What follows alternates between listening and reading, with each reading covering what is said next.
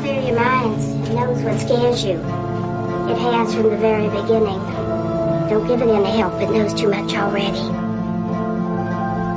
I am the devil, and I am here to do the devil's work. I live in the weak and the wounded. That the power of Christ compels you!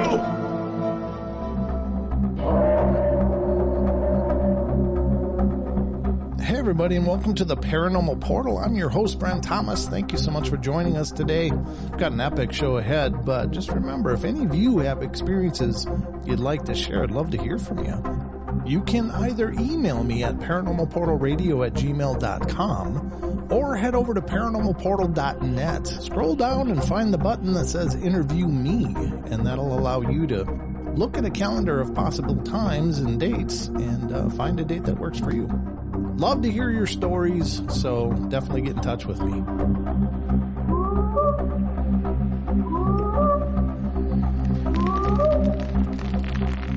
Hey everybody, we got a fantastic show lined up for you guys today. We are joined by board-certified psychiatrist and professor of psychiatry at New York Medical, psychoanalyst at Columbia University, and author Dr. Richard Gallagher is joining us, and he is author of a new book called Demonic Foes: My 25 Years as a Psychiatrist Investigating Possessions, Diabolical Attacks, and the Paranormal. So I'm just thrilled to have him here, so let's get right into it.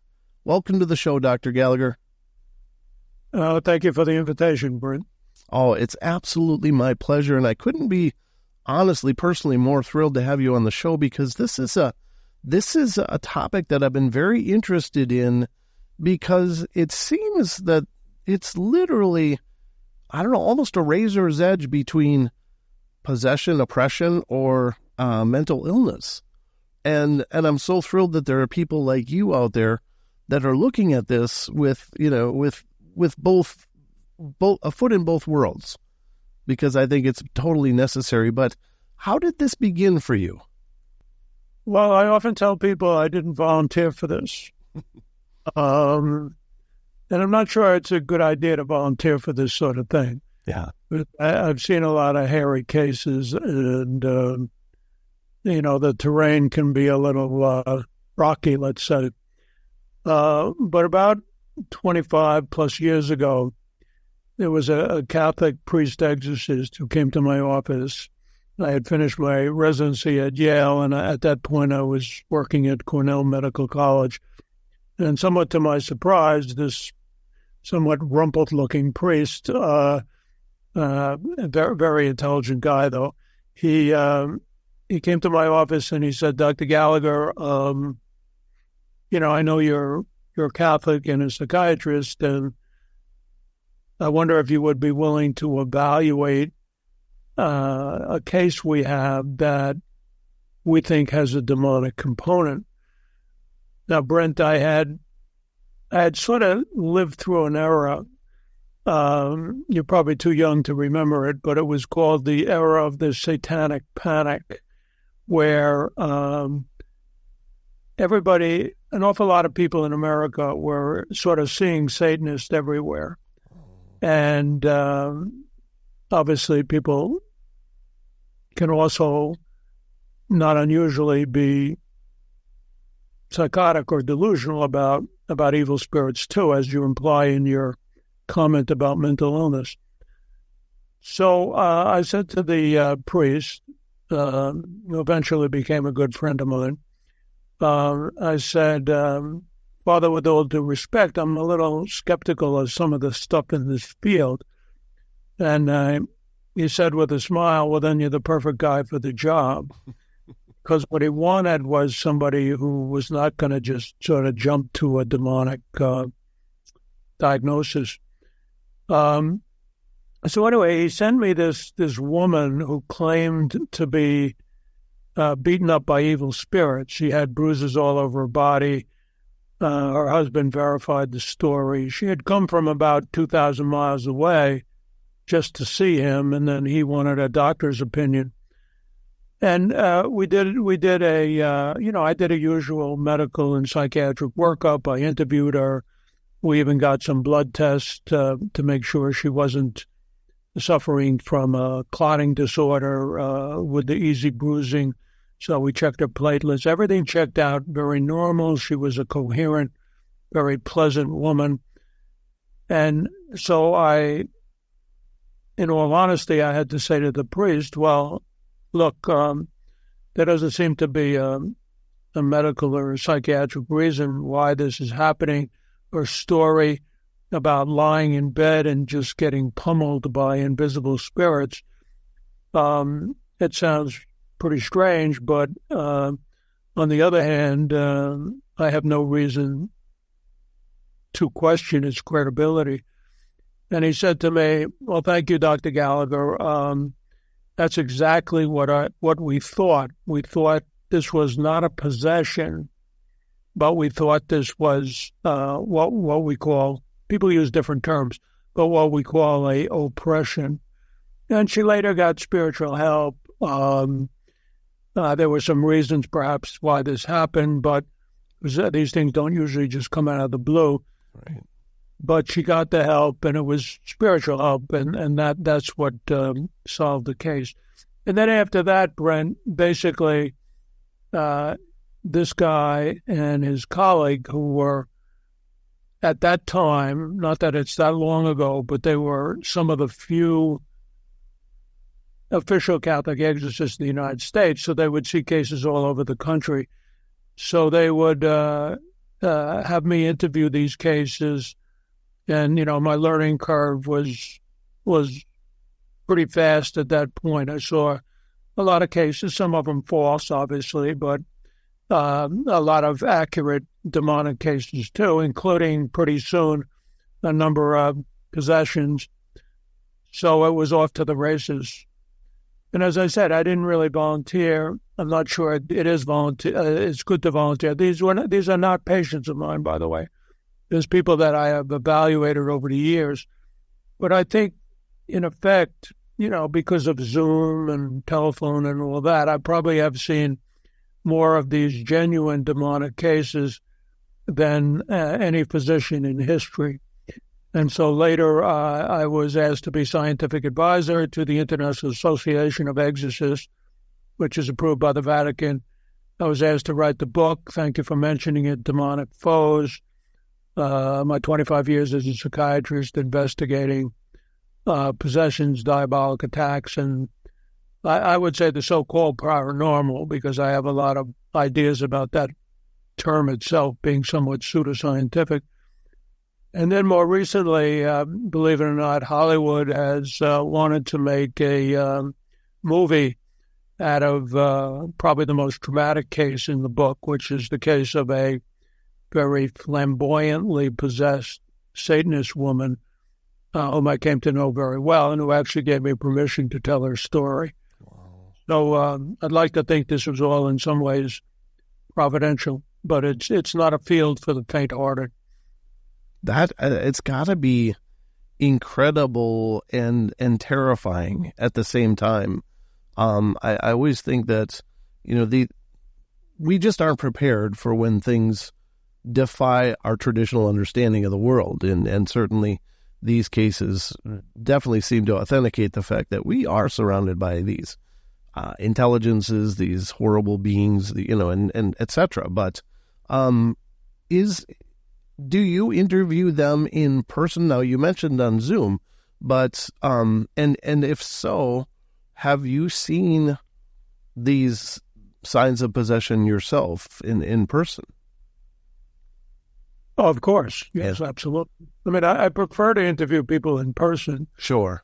Because you can do a much better interview when you have certain tricks of the trade for trying to discern things. Occasionally, I will have to see somebody by Zoom, say, if I'm asked to. I mean, the fact of the matter is, and again, I'm not implying that these conditions are all that common. Certainly, possession is rare. But if you look at the total evidence, even in our country and around the world and in history especially, you see the evidence is actually pretty massive. Mm-hmm. So, yes, I've seen them. Occasionally, I'm not an exorcist myself. Certainly. So, I have gone to exorcisms, a couple of hundred, just as an observer. I much prefer to interview the people, the individuals, I call them the victims. Sure. In person. I'm only sorry that one of the reasons I wrote the book was because last I checked, there's only 24 hours in a day. So there's just no way as a very busy professional that I can see a lot of these people. And so I tried to educate people interested in this subject, sometimes clergy, as well as anybody who suspects they might be a victim of such attacks, that they really do have to see some experts in this area and make sure that they're not suffering from a medical or a psychiatric illness.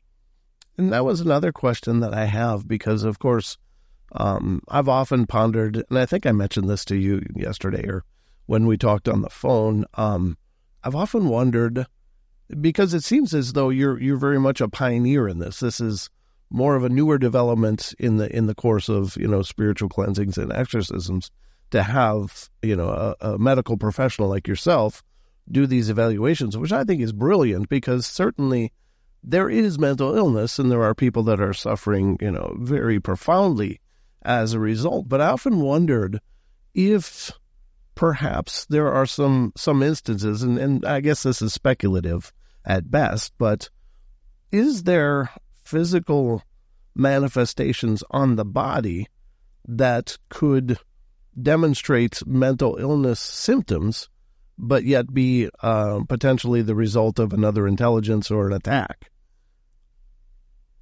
Well, there's a couple of implied questions in what you just said. Let me address them. Sure.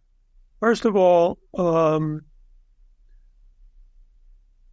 being a member of the International Association of Exorcists, again, as a doctor, I'm aware that there are quite a few doctors around the world and even in this country who do the kind of work I do.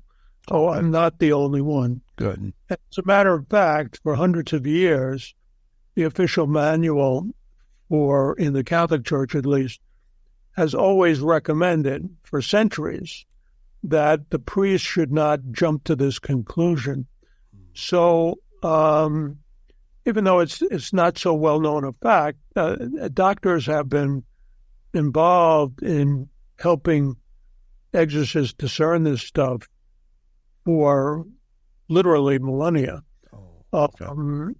It's not like people in the past, sometimes think, the medieval world, everybody thought mental illness was demons and all that.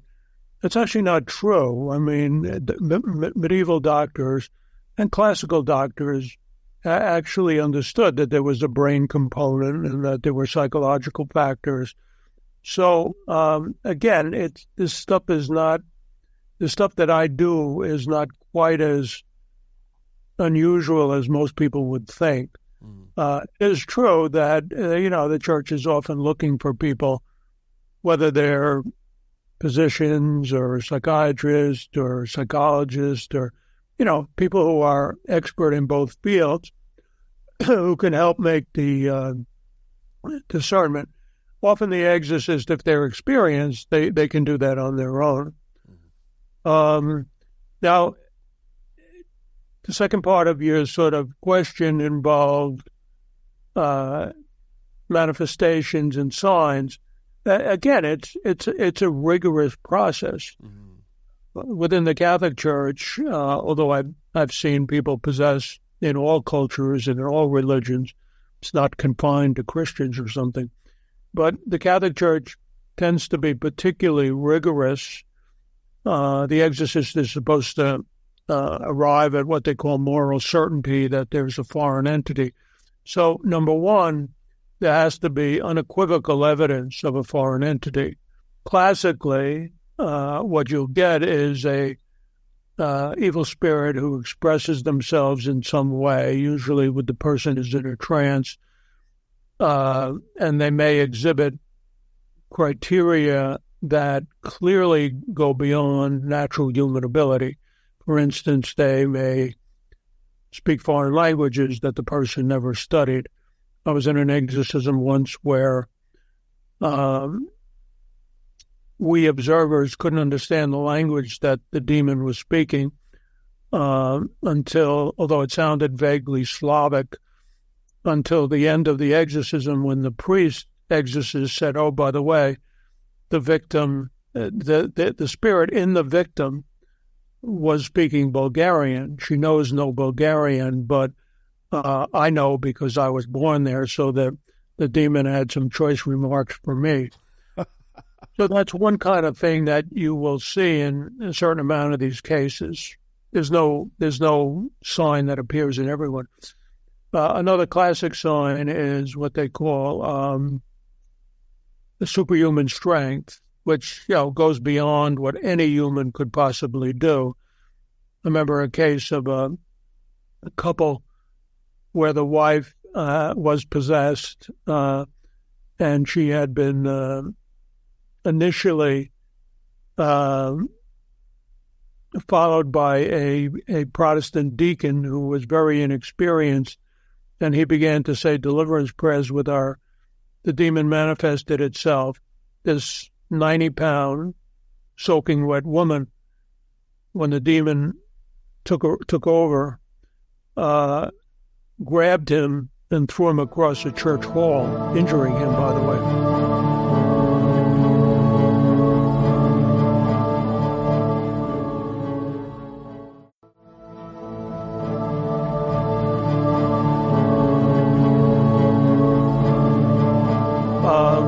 Another classic sign is what's called latra in Latin. It means hidden knowledge or occult knowledge.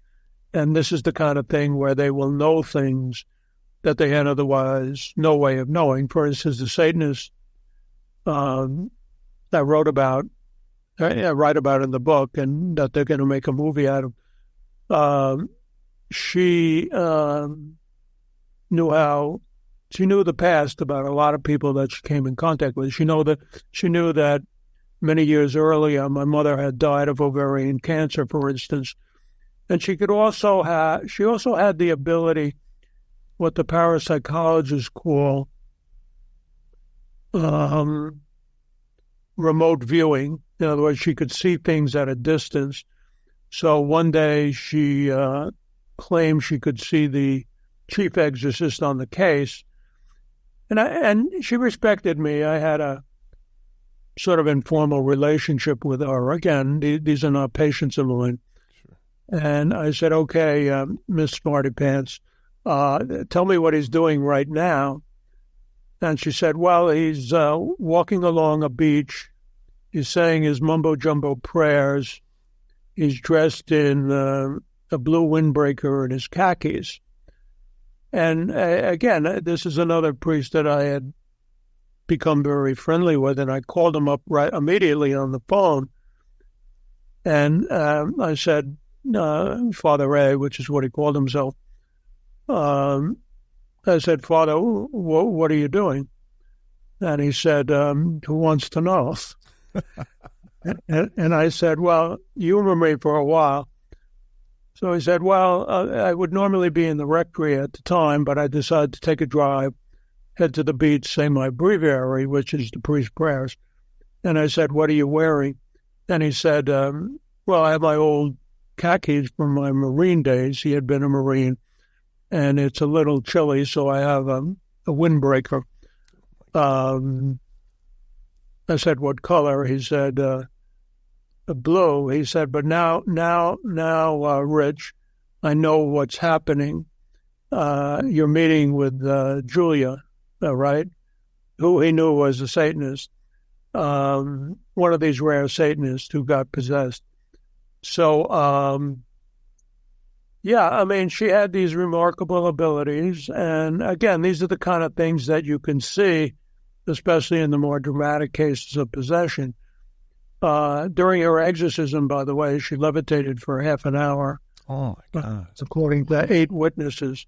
So, what I often tell my colleagues in psychiatry, I said, how many how many psychiatric patients do you know who all of a sudden not only become extremely hostile to anything sacred, but who can speak perfect Latin or can levitate? Having said that, it is true that psychiatrists tend to be skeptical because, we see a lot of psychotic patients who imagine or have delusions about being attacked by evil spirits. We see people with things that used to be called multiple personality, where this quasi-delusional personality will manifest itself, who may claim to be diabolic. We see some suggestible or histrionic people who are confused and think they're attacked by evil spirits. So one has to rule out those kind of cases. But then when you're left with the kind of dramatic signs and symptoms of a foreign entity definitely taking over control of the individual's will and consciousness, you're dealing with something beyond psychiatry. Yeah. And, I think we all have kind of a Hollywood idea of what this is. And of course you hear things about the smell of sulfur and speaking in different languages, of course, is real classic. But I mean, for you personally, a man of science, but also well-grounded in your own faith, how much of a paradigm shift was it for you personally to be exposed to all of this, and how do you process it? Well, first of all, I was brought up Catholic, so I knew the stories in the Gospels. I never imagined that I would see a case. I thought it was possible some of the Gospel accounts might be misinformation at that time, but I've now come to believe that Jesus himself, by the way, drew a very firm distinction between illness and demonic attacks. I mean, he clearly knew the difference, but he also clearly spoke to demons. It's hard to mimic that for a mentally ill person. So I was open to the idea, but I was also aware that there was a great deal of exaggeration, maybe especially in certain fundamentalist circles where everything seems demonic or common illnesses are blamed on the devil. So I do try to keep my own assessments of case very rigorous and scientific, and I am committed to science. But science is, what we call modern science, is based on a technical principle called methodological naturalism, a fancy way of saying that it is committed to things like experimentation, replicable findings, and it doesn't mean that it's the only kind of knowledge. There's other kind of knowledge too. The record and my own observations about, say, possessions is a different type of knowledge. It's a historical knowledge, but just as we believe Washington crossed the Delaware because there were a lot of good witnesses, there are myriad witnesses, including myself, to these strange phenomena. I'm very committed to science. I'll tell you a quick anecdote. Uh-huh. I was dealing with a kind of creationist the other day, and he was trying to convince me that every word of Genesis was meant completely literally. So I said to him, "What about the Big Bang?"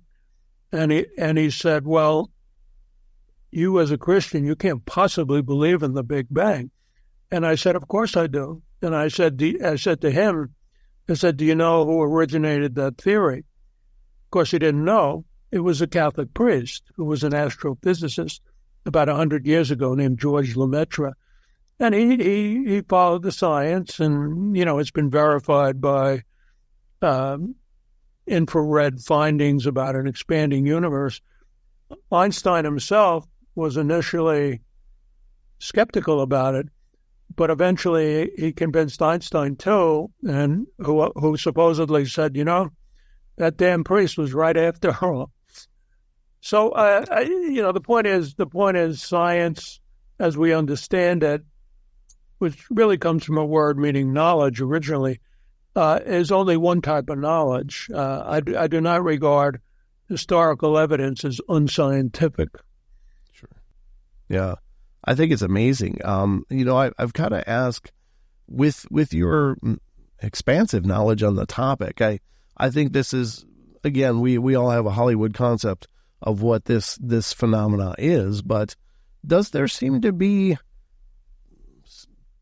pathways that seem consistent in a lot of these cases for how people have become encumbered with these other beings or these other intelligences? No, absolutely. I mean, these things don't just come out of the blue. Sure.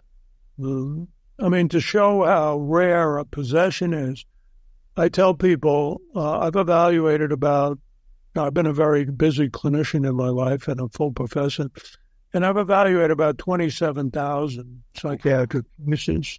Wow. None of those cases, none, did I think were possessed. I've seen so many cases, not because they happen in patients of mine, but because I'm sent people from all over the world and to evaluate who already either suspect themselves that they are possessed, say, or oppressed, or they have credible clergy who have screened them already. You talk about Hollywood. Hollywood often gets these things wrong. They sensationalize. The thing that Hollywood gets most wrong is they treat exorcisms as a magic ceremony, like it's magic. Right. It's not magic. First of all, any good exorcist will say it's not they who deliver the person, it's God, it's our Lord. And number two, all the experienced ones will tell you the individual has to work at it. They have to renounce anything, say, that may have contributed to the attack in the first place. Otherwise, they're not going to get better. For instance, this Satanist, whom we call by the pseudonym of Julia, she refused to leave the satanic cult. She was a real bona fide devil-worshipping member of a cult, which is rare, but which happens. And therefore, she was never going to be delivered, and she was not delivered. Yeah, she wanted to have her cake and eat it too, because she was a crafty woman in her own way, and she knew she was possessed. I often tell the story of a gangster I knew who, by contrast, he got possessed, and by contrast,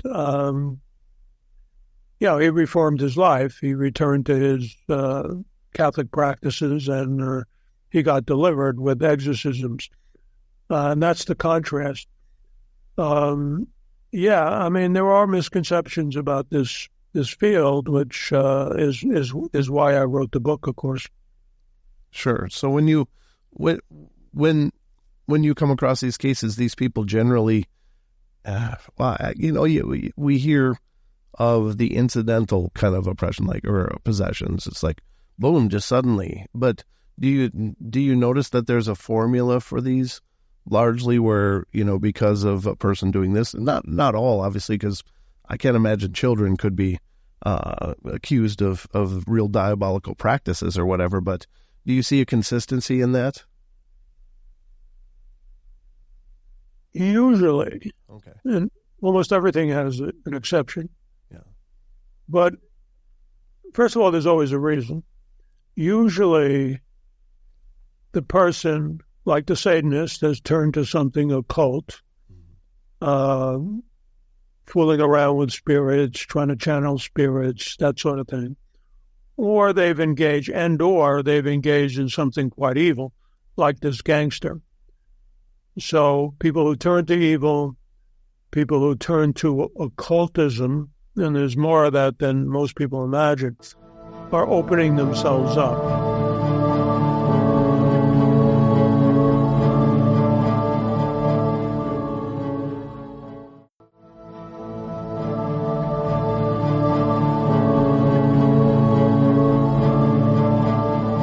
something that Americans often find hard to believe. Certain people are vulnerable, this includes some children, are vulnerable to being cursed by some nefarious person. And so that's another way that these things can happen. Again, people can exaggerate that. I know certain countries where everything that goes wrong in a person's life, they say, oh, I must be cursed. Right. So like anything else, these things can get exaggerated. But the usual way that somebody becomes possessed or seriously oppressed, and there are exceptions, is that in some way, wittingly or unconsciously, the person has invited the spirit in. And that's the tragic element. And that's in part why they have to renounce their past misdeeds and reform their lives and develop themselves in a healthy way spiritually before it's likely that even the exorcisms will work. Well, those things go in tandem. Sure. Yeah, I think it's another thing I think that's surprising for maybe some people out there. It was for me when I first really started looking into the subject, but it's, as you had mentioned, it seems like, well, you go to the exorcist, he does some mumbo jumbo, and boom, you're fixed, But some of these exorcisms can be marathons. It's like this incredible battle, and I find that absolutely. It's got to be absolutely exhausting for those doing it, but such a wear and tear on the individual. I think was it Annalise Michaels that was unfortunately didn't come through it. She was unable to. But would you say that in the title of your book you do make a distinction between possession, diabolical attacks, as you mentioned, like oppression? Could you kind of maybe outline what each of those is and the distinctions of them, if you don't mind? Well, it's generally thought that, first of all, human nature is capable of evil on its own. Sure. I don't take criminals and sociopaths automatically like they're demonically attacked, Right. Most Christians and a lot of other religions. Islam has a lot of the same beliefs as Christianity about fallen angels being demons. So there's a commonality in a lot of religions that evil spirits can try to influence people, tempt people, although, again, not taking away people's free will, and that's not like you can't go around saying, "Oh, the devil made me do it." And then there's what they call the extraordinary attacks on people or locales, and there are three categories of extraordinary attacks. These are very useful categories, although they sometimes shade into each other. So first, there's an attack on places, and that's where these houses get haunted, and people hear all kinds of noises and ghosts appear and stuff like that. I do believe ghosts are usually evil spirits, which is why blessing of houses often is very, very helpful. But that's what we call infestation. The opposite end of the spectrum is possession, where the evil spirit is literally taking control of the body, including sometimes the consciousness of the individual. You might say it's a invasion of the individual. In between, this influence on an environment and a total control, which in itself is intermittent. In other words, the demon is probably there, but a lot of times they lay low. Is a whole grab bag category of what we call oppression. in my book, I use a distinction between internal and external oppression. Other people use different terms. It's kind of an abstruse controversy. But I would say that the external oppression is like the example I gave of the woman who felt beaten up by spirits, sort of pummeling her from the outside. There are people who have these internal bizarre things happen to them. I call that an internal oppression. Other people have different terms. But for instance, I dealt with a woman once who, interestingly, the Gospels talk about people who are deaf or mute. This woman was possessed, and she had turned to some teenage satanic practices, and that's why it happened to her. But she was selectively deprived of hearing by evil spirits. So you could say to her, I call her in the book Catherine, you could say, Catherine, what did you do this morning? And she said, again, in her when she wasn't in a trance state, she would say, I took the pickup truck and I went to the garage, I went to the gas station. But if you said to her, did you pray today? Or have you lost faith in our Lord? She'd look at you quizzically and say, I can't hear you. Wow. I and a colleague of mine who was a psychiatrist, so again, I want to emphasize I'm not the only psychiatrist who believes in this stuff, sure. As well as everybody who came in contact with her life, her family, her GP, we all had the same experience. She could not hear things of a spiritual nature, which presumably was the evil spirit's way of ensuring she wouldn't get any pastoral support. You know what I mean? Mm-hmm. So this psychiatrist and I, we had this bright idea. Why don't we write down the questions on a piece of paper, and we'll see what happens. So on a piece of paper, which we held in front of her, like this, we said, what did you buy at the store, Catherine? And then she verbally said to us, I got some bread and some potatoes and some meat. She was actually a good cook. In fact, she would even cook us a meal on our way back when we'd make these trips with the Exorcist. And then we wrote a question, Catherine, did you go to church today? And have you given up on getting spiritual help? And I remember she looked at me with a painful expression and said, Dr. Gallagher, why are you showing me a blank piece of paper? Oh, my gosh. So, what is the point? Not only could her hearing be affected, and sometimes it's total, but in our case, it was very selective. But demons could even interfere with her sight. They were so invested in her not getting help that they were making it impossible, So that would be an indication of what I call in the book, again, stressing people to use different terminology, of an attack on the internal senses, sometimes of cognition as well.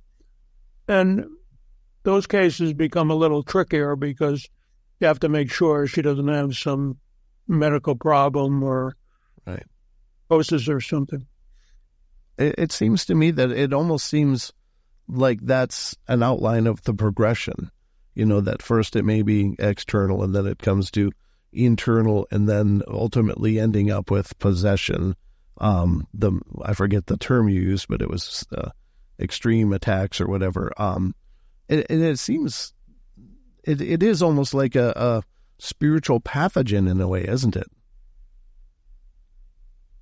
Yeah, well, it's an entity. Yeah. It's an entity who truly despises human beings. They mostly despise God, but since they can't attack God, they try to attack his church. They try to attack, in my opinion, his church. and they try to attack his creatures made in the image and likeness of God. Yeah. And getting back to what I was talking about earlier, I'm really comforted to hear that there are many more like you out there doing this, because again, I think this is such incredibly important work, because I firmly believe in this stuff, and it pains me to think that, in asylums, there could be people that whoever was their physician maybe didn't acknowledge this possibility and just chalks it up to it's some kind of neurochemical imbalance and we got to medicate it. And so it makes me wonder, do you think it's possible that there are those out there that are in these, asylums or whatever that are more... It's a good question, Brent. I think most people in asylums do have psychiatric disorders. Having said that, there could be a rare person who is misdiagnosed. Again, I wrote the book Demonic Foes to try to alert people. I'm not the only person, again, who writes about this. There are many priests who write about it. People sometimes ignore what priests have to say. They think they're biased or unscientific or something. And in fairness, there are some clergy, especially fundamentalists, who exaggerate the amount of cases. But I tell people every couple of years, in fact, I'm giving a talk to the International Gathering of Exorcists this year in Italy, and there are about 500 members of the organization. And I said, you don't have to take my word for it. Speak to any of these people. They will give you the same stories I have. It's just that, and they write books too. It's just that people seem to ignore their books. I sometimes make an analogy, if I can make a sort of a religious point. Again, I say you don't have to listen to Dr. Gallagher. Just talk to any of these 500 other people, and there are, of course, more than that. I said it's a little bit like when St. Paul went to Corinth, which is a little bit like a preacher going from Alabama maybe to San Francisco or something. And he said, well, I saw the resurrected Christ. But he said, you don't have to take my word for it. He said, there are 500 other people who saw him. He appeared to 500 people. All you have to do is talk to them, and most of them are still alive. So again, people can act as if there's not much evidence for the things I'm talking about. And it's rare enough that even some priests are never going to see a case of possession. That's true. And there are even people in the church nowadays who are skeptical of this stuff, which kind of blows my mind. You really can't. You really can't act like you're getting your guidance from the New Testament if you throw out the baby with the bathwater, and throw out the miracles, which of course still exist in the world today too, and are very well studied in places like Lourdes. So the evidence is there. People often say, well, are you trying to convince people? I say, I'm not really trying to convince people. I'm just presenting as a scientifically trained person. I'm trying to give you my observations. Sure. Say, well, I'd like to have more evidence. I say, well, don't blame Dr. Gallagher, blame God. God decides how much evidence we get.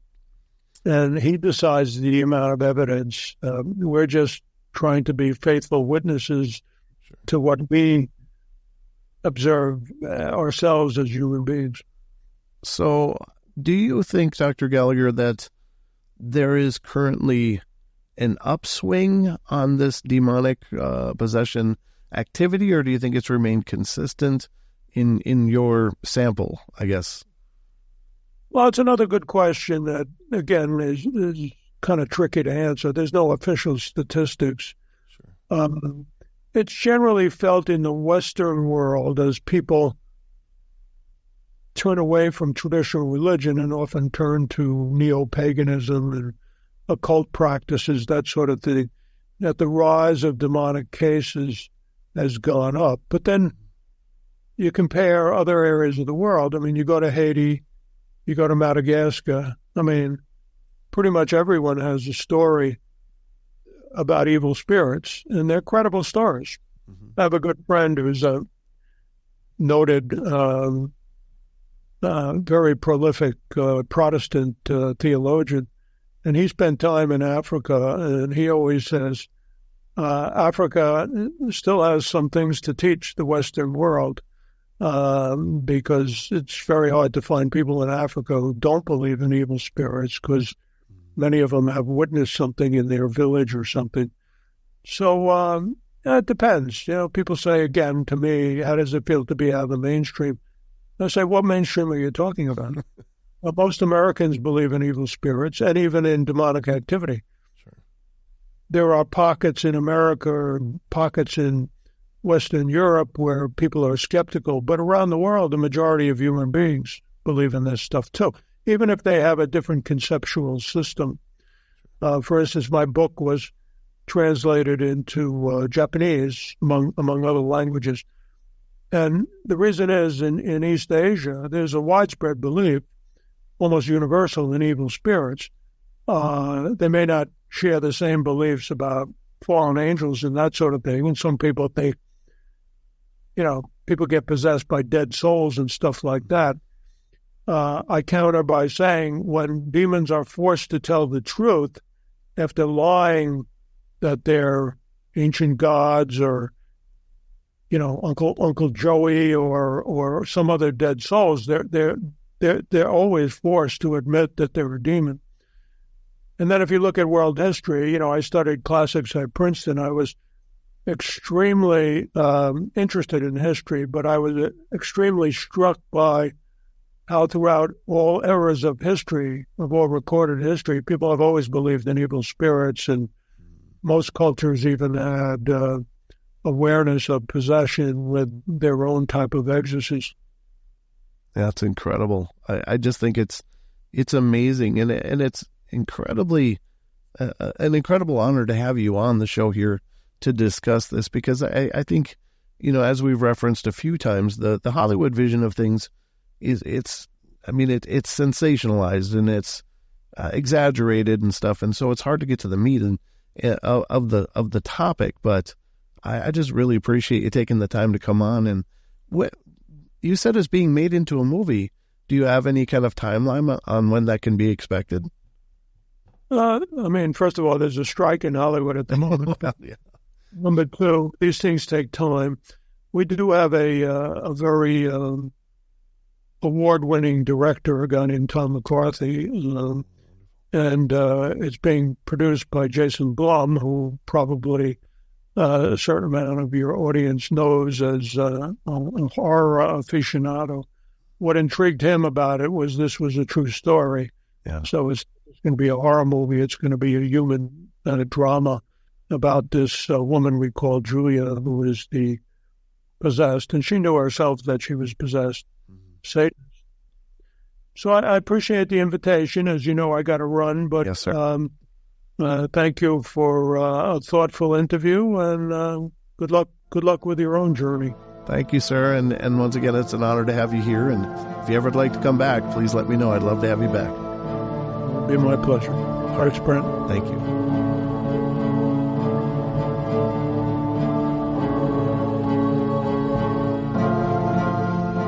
All right, everybody, that's going to wrap it up for us today. So hope you guys enjoyed the show, and thank you again so much for all your love and support. And remember, if you want to follow the Paranormal Portal, probably the easiest way is to head over to paranormalportal.net, and that's the homepage for the Paranormal Portal, and you'll find links to all of our different social media and sites and information about the shows, including our YouTube channel, which is youtube.com/paranormalportal. Or just look for Paranormal Portal on Google or whatever search engine, and you'll find links to our social media such as Facebook, Instagram, TikTok, and Twitter. So we're kind of all over the place, and we're spreading as well as we can. But anyway, thank you so much for the love and support. Y'all take care, and remember, we love y'all. Be good, be kind, be nice, take care of each other, help each other out, find the magic in every day, and remember to laugh as much as you can. Until next time.